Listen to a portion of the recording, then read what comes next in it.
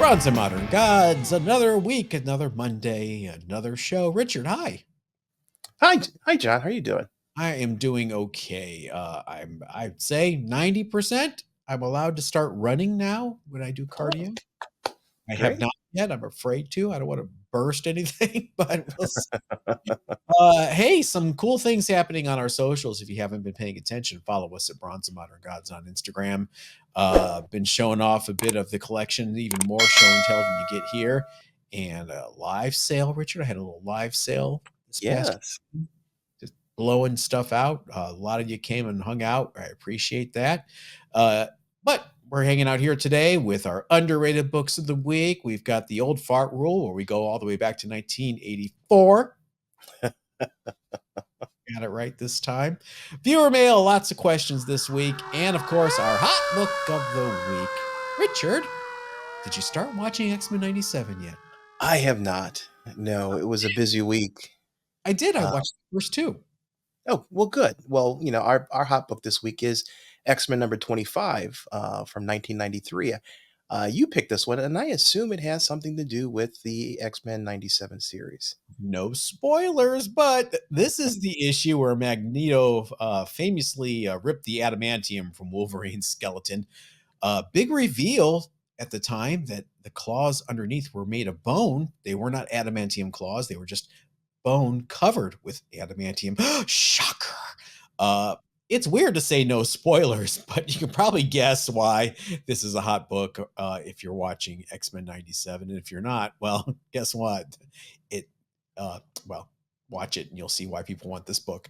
It's currently, surprisingly, still, you can get raws on eBay from anywhere from $2 to $7. Not a scarce book by any No. stretch of the imagination. Just heavily ordered. This is the one with that funky hologram on the cover that kind of works if you look at it and you squint and you hold it during an eclipse through a pinhole and tilt it 90 degrees left. You can sort of see what it is. Yeah, being somewhat facetious, but it's not the best hologram. No. There are error editions of this where the hologram is a different color. There's a sketch edition of this where it's in black and white.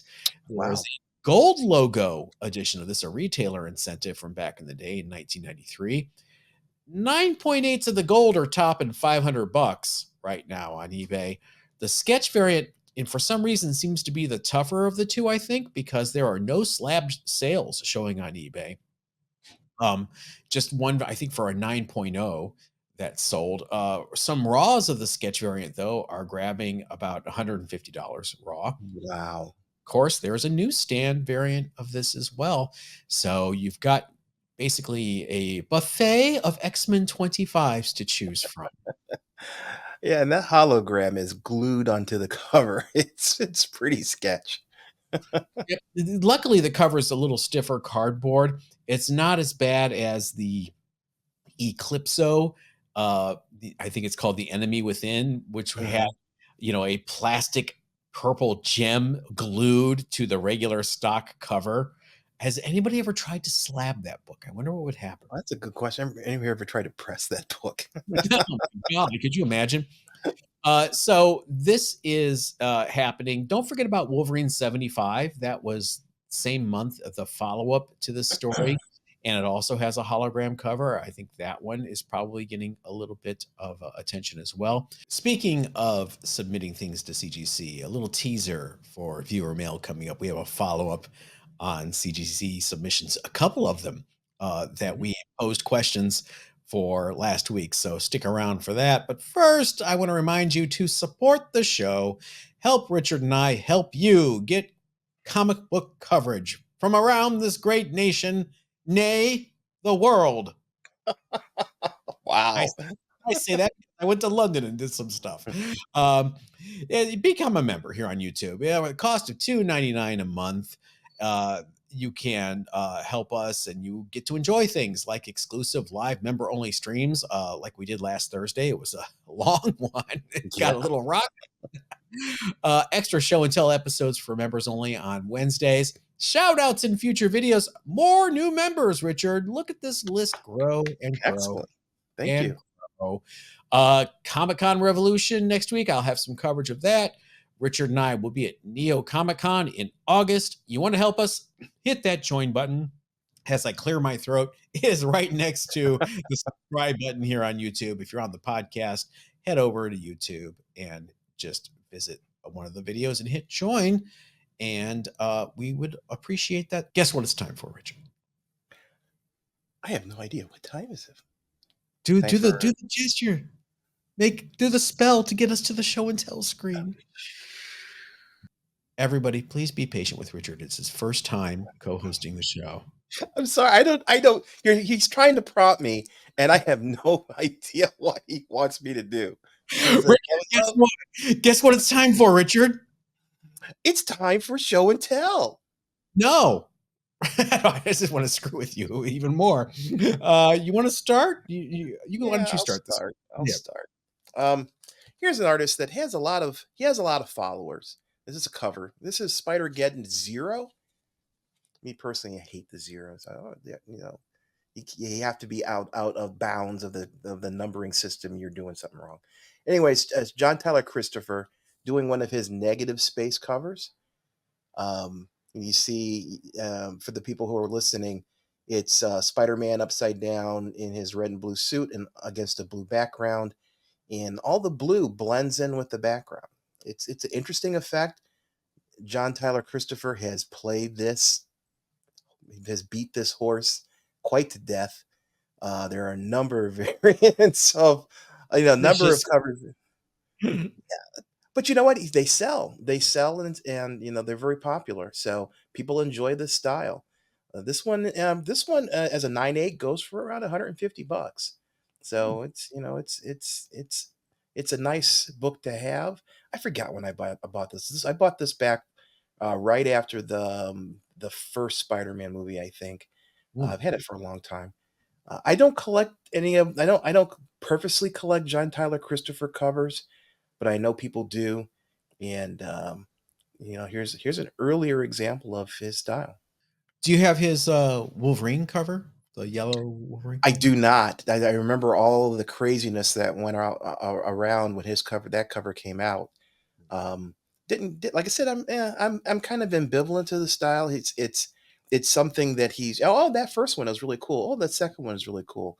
Okay, the third one's interesting, and then it just became kind of rote, and I really just didn't follow it.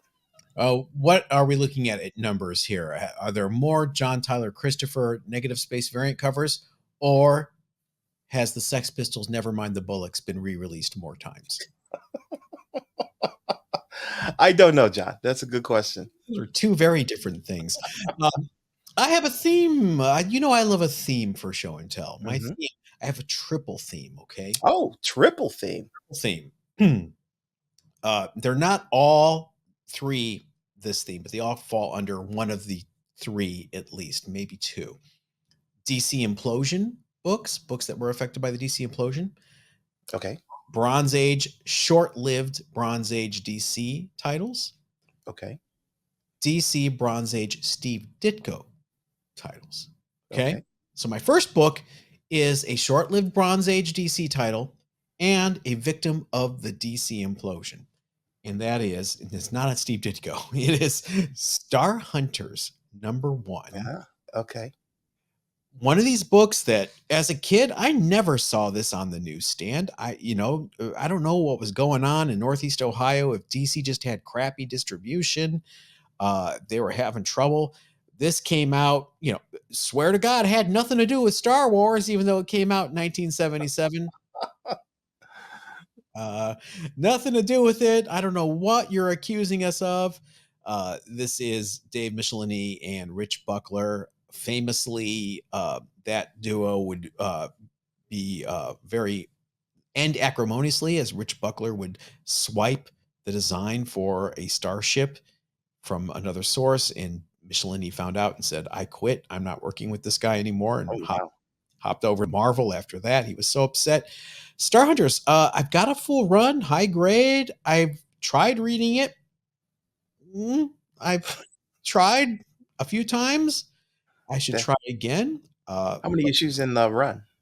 There was a DC special that launched it, a double-sized DC special, and then there were 7 issues of this ongoing series. So I Okay. believe it was a bi-monthly, so it ran a year and some change, and, I believe it ended on a cliffhanger.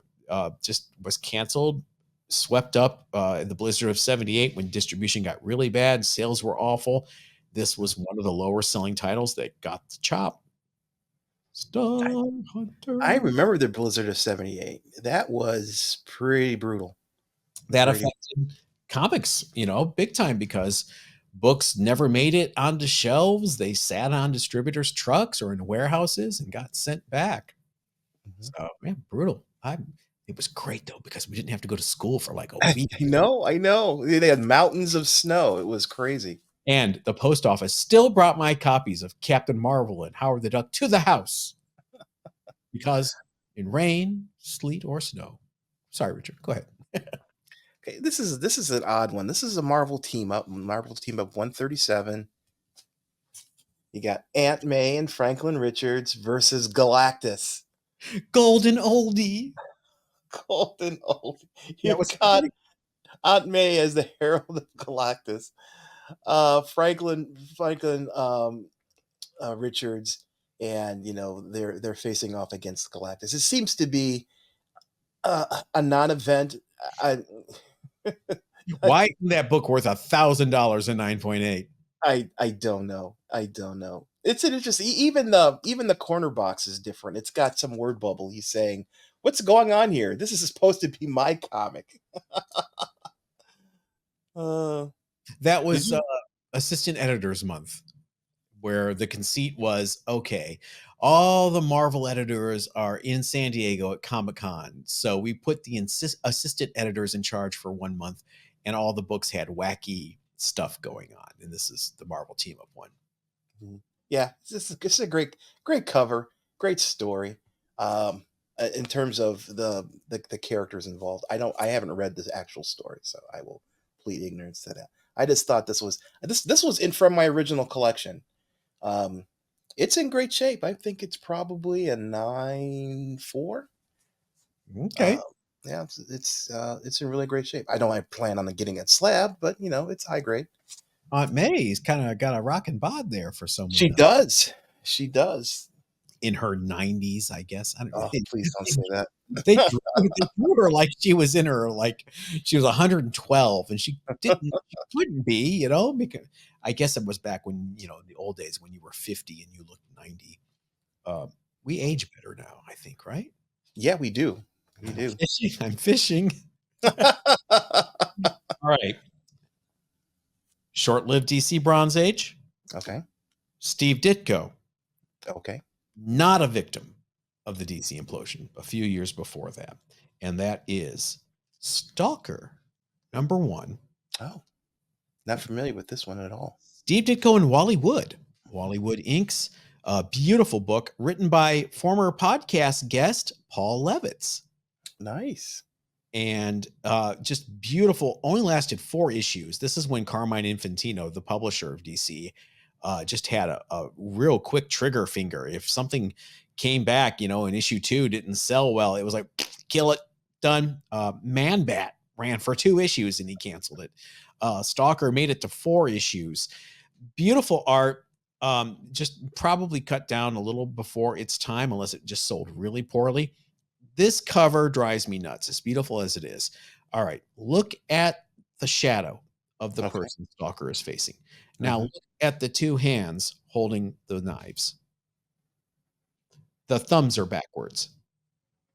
If he's facing Stalker, why do we see the front of his hands and fists?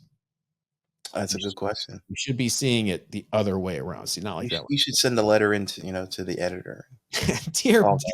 dear Steve Ditko, what's wrong with you? Yeah. Can you tell us, God, connect us to Steve Ditko in heaven? Because Ditko did make it to heaven. All right, what do you have?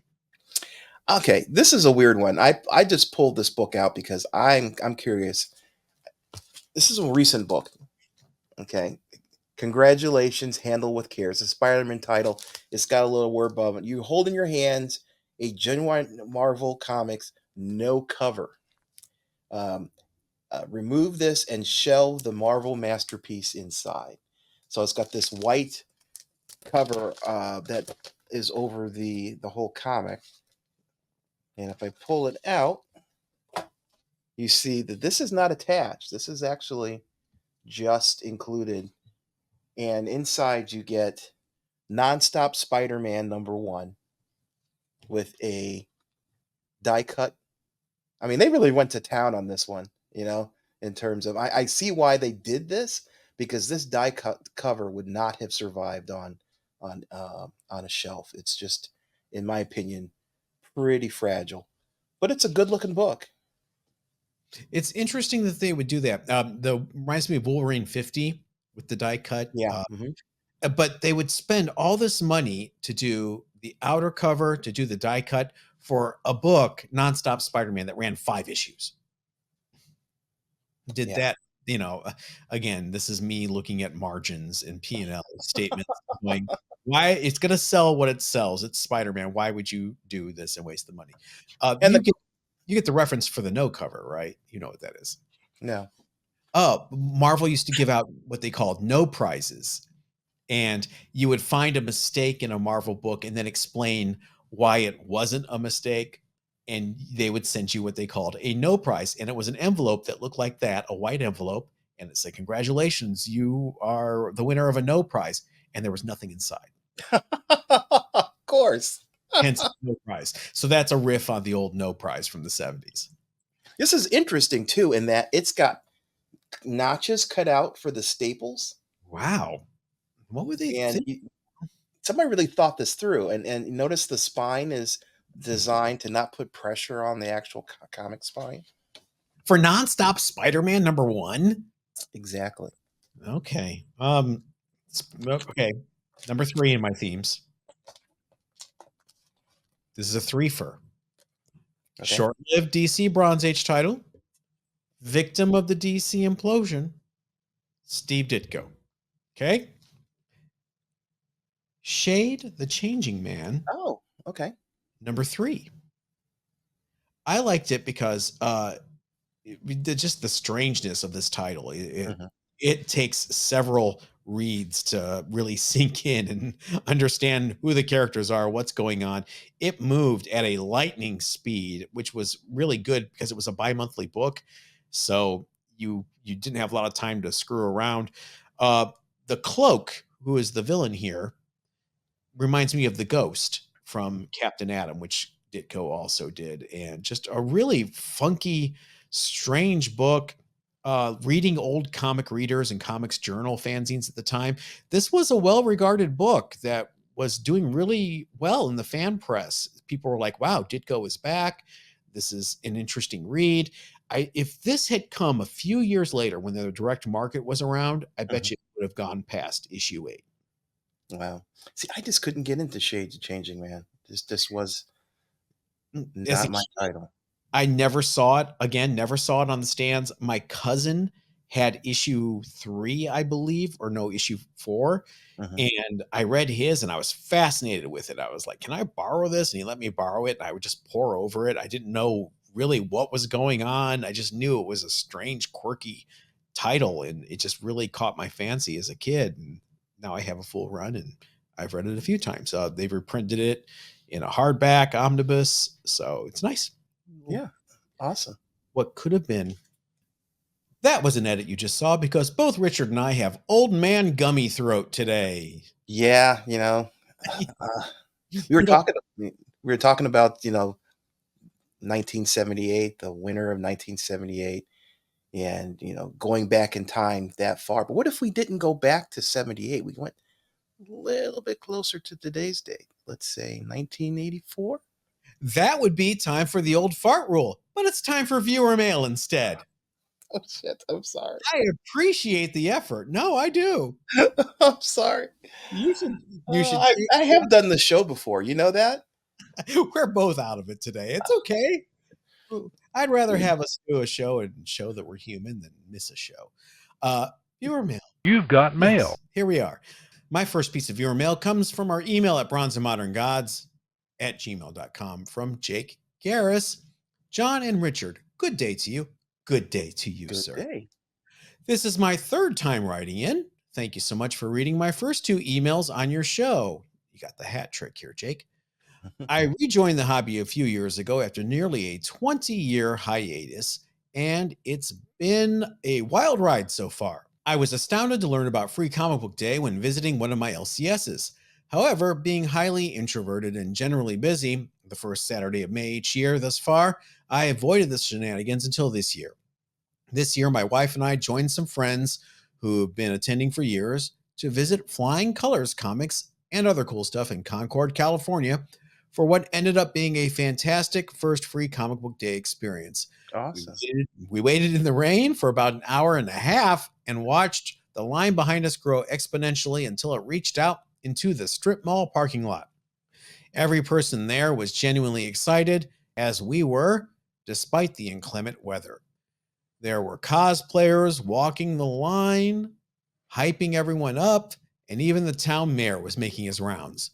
Just before Wow. entering the store, we had the pleasure of meeting the owner, Joe Field, who is the living reason we have free comic book day at all. I left the store more than satisfied with my experience and with a stack of more books than I could probably read.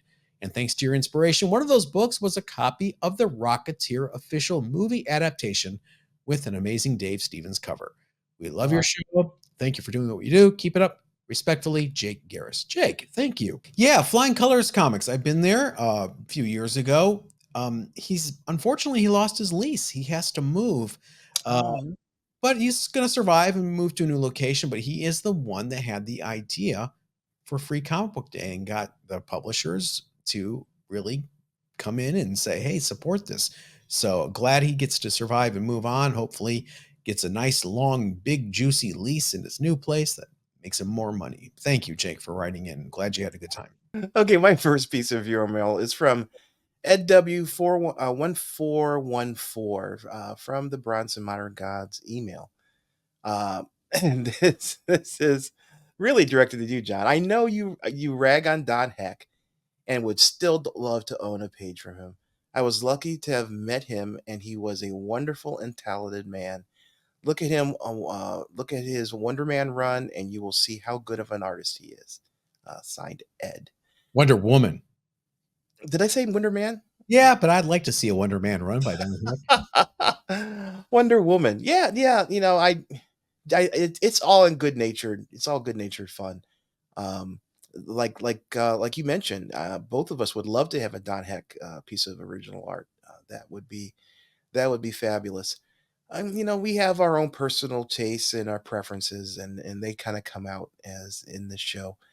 But mad respect for Don Heck and the work that he's done. Don Heck, despite my feelings and jokes, founding father of Mhm. Marvel Comics. So he does get respect from me. And thank you for writing in, EDW.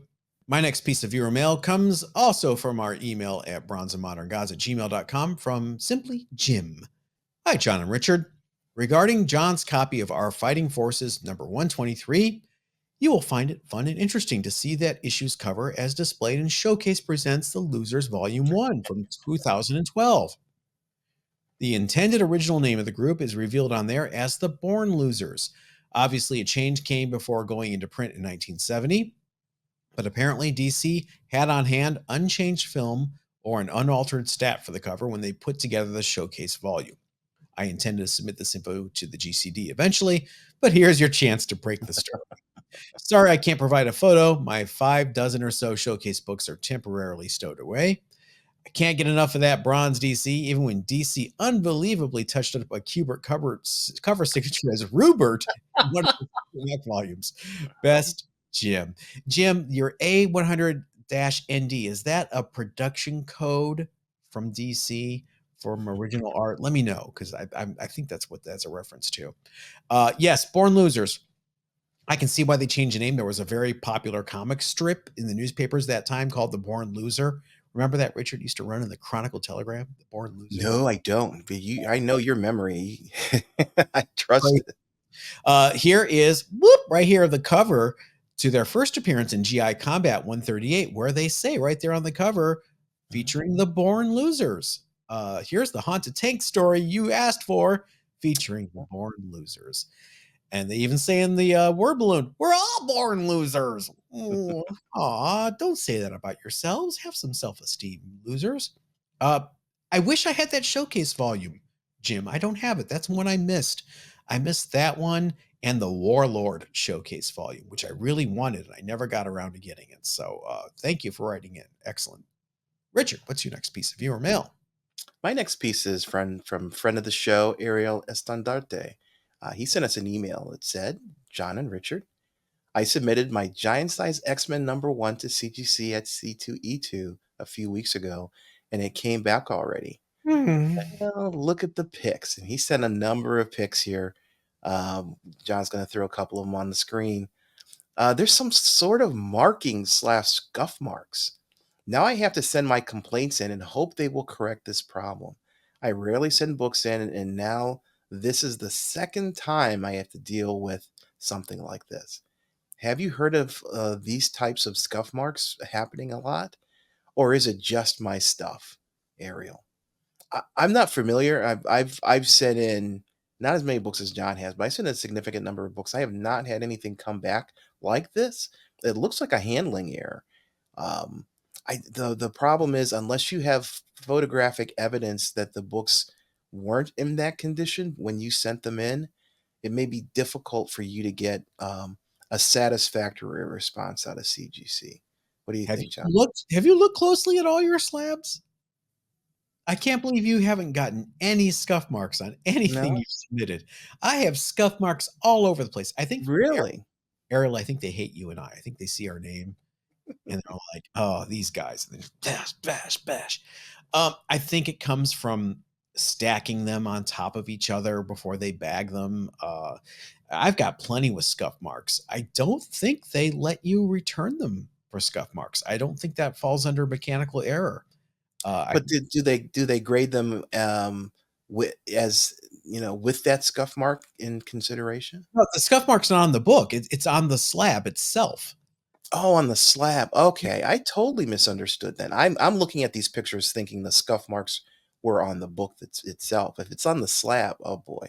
No, no, I've got them all over my slabs. And it's Okay. to the point where when I do sell things on eBay, I haven't done that in a while, but when I do sell slabs on eBay, I have in my description, "Don't buy this if you're gonna complain about scuff marks or Newton rings." Mhm. Take Good. a look at the pictures, make sure you're comfortable that these have scuff marks and Newton rings because you can't return them Yeah. for that reason.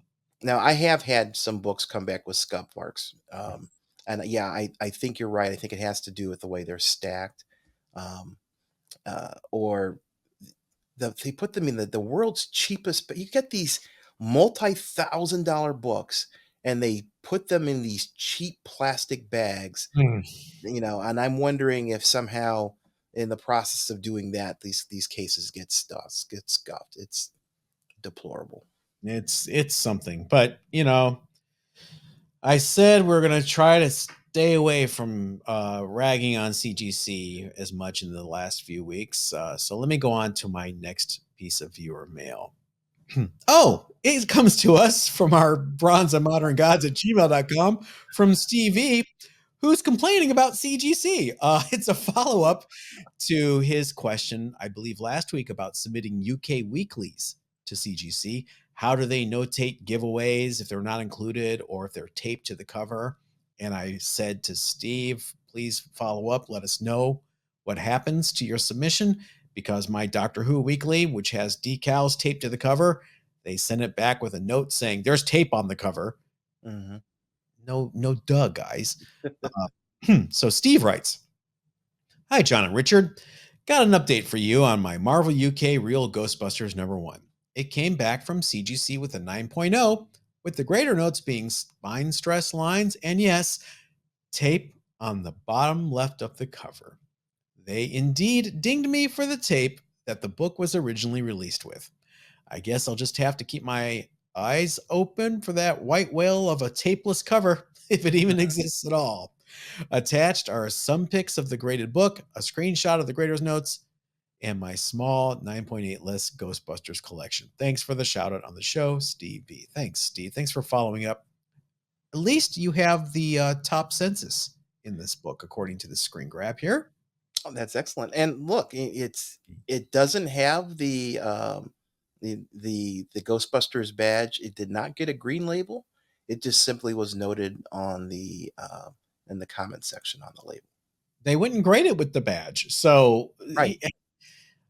they got to figure out what they're doing here. I mean, obviously the tape left bottom of front cover. Yeah, guys, it was manufactured that way. Why are you it's a manufacturing thing. Why are Right. you deducting points for that? Um Steve V, I'm going to poke you. I'm going to poke you like this. Go on the CGC forums and start a thread about this and tag CGC Mike, the forum coordinator, in the post and see if you can't get this changed. This is annoying.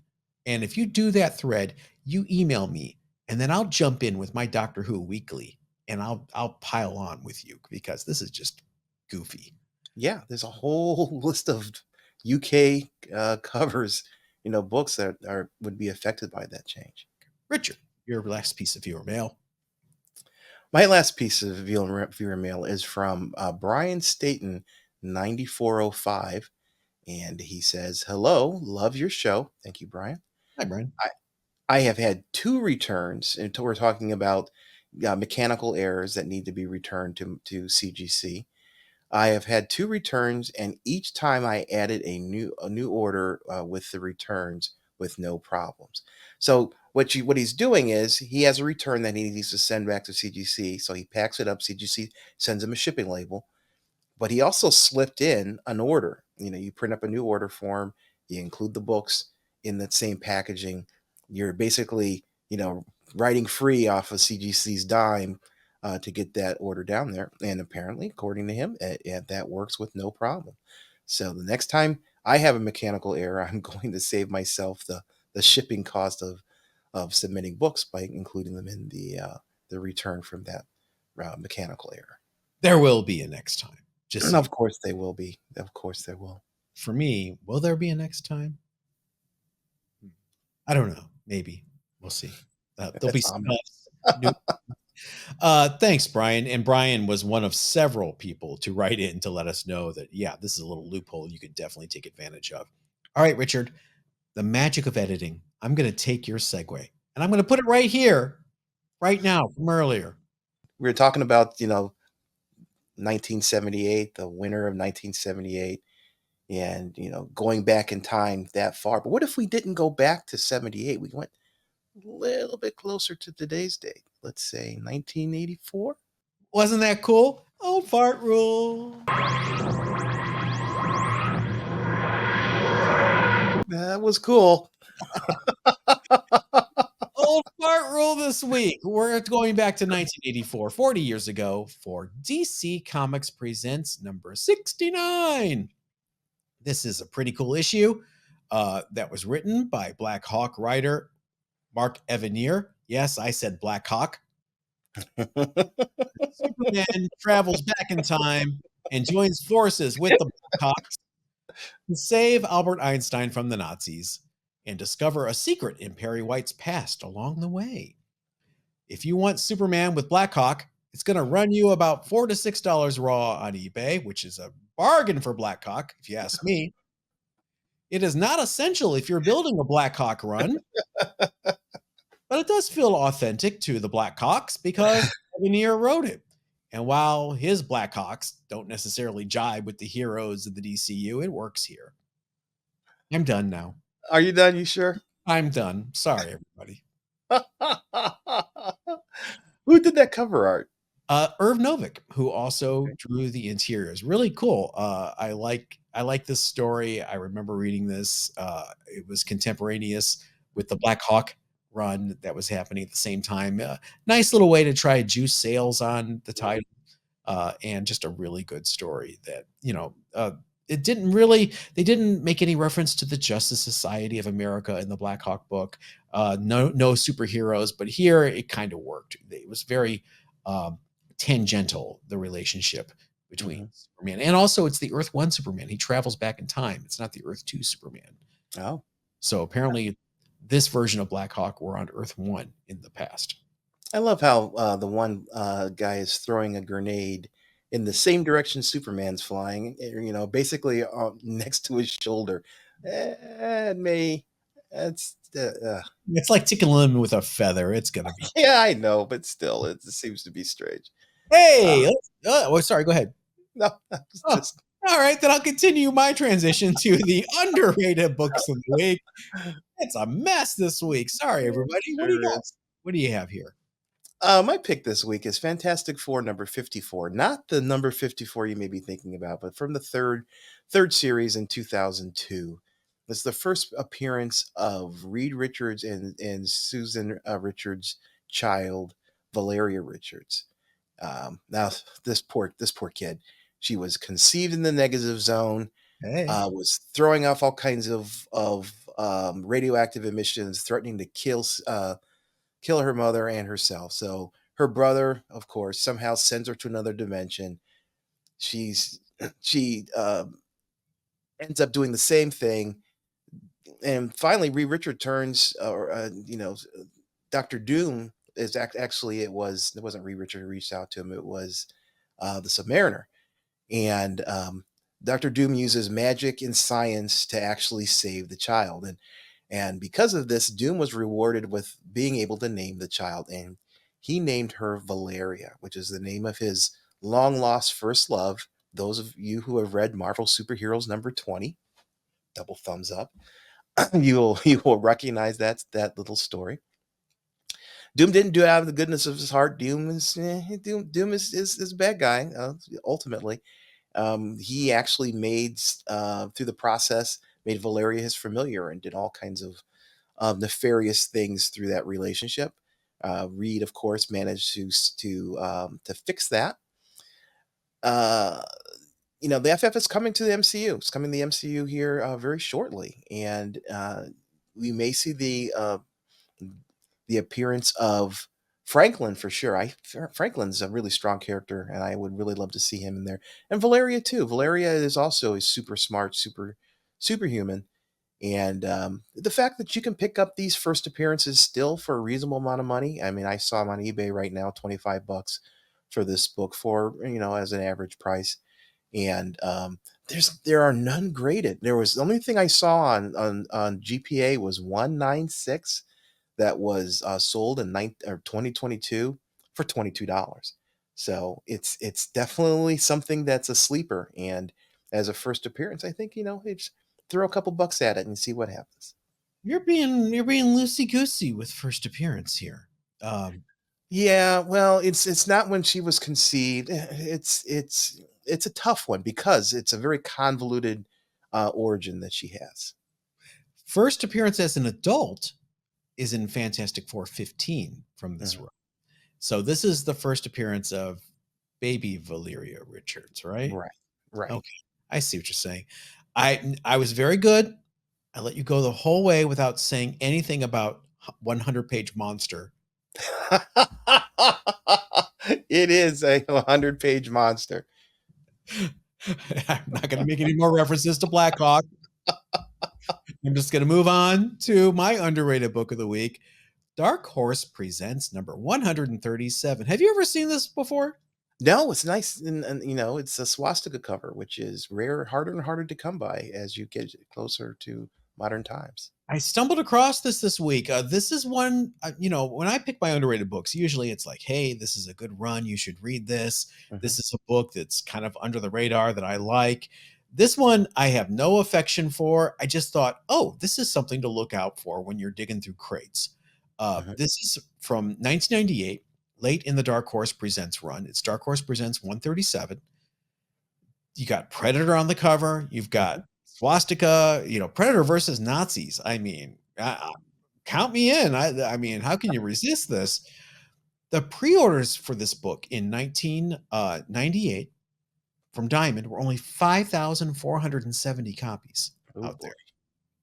Now you combine that low print run with a Predator cover, throw in a swastika, you got a book that is surprisingly valuable. Raw copies on eBay sell from anywhere from $125 to $150. A CGC 9.2 sold in January for $348. There have been no 9.8 sales since 2021 when I don't think anybody knew about this book and it sold for 85 bucks. This is one to hit the bins, everybody. Yeah. Uh, Scramble to your LCS and go right to that miscellaneous D section and try to find a copy of this because I've never seen it. Have you? No, I haven't. It's a great cover in terms of collectability. Yeah. If you are a Predator fan and you're cursing me right now because you don't have one and now we're helping drive the price up, I apologize. I just want everybody in small town America to go to their LCS and see if you can find a copy for like $3 or $5 and make some pocket money. Pay Yeah, off I'm gonna go looking. pay off those high interest credit cards with the proceeds. I can't resist. Oh, Richard, we made it. Got to the end of the show. Oh boy, sorry people. It's a rough show today. Rich, we're trying. We're trying our best. Thanks, everyone. And we will see members on Wednesday for even more of this. And we'll see everybody else. We're still here. Everybody, stay safe.